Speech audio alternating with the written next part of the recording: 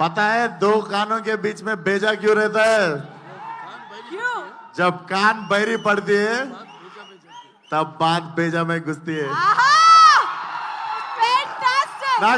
నాకు బెస్ట్ వెనక నుండి మెయిన్ బాలయ్య గారి డైలాగ్ ప్రాంప్ట్ ఇచ్చింది, అంతకంటే ఇంకేం అవసరం లేదు. సెకండ్ డైలాగ్ చూసేద్దాం. Second dialogue on the screen.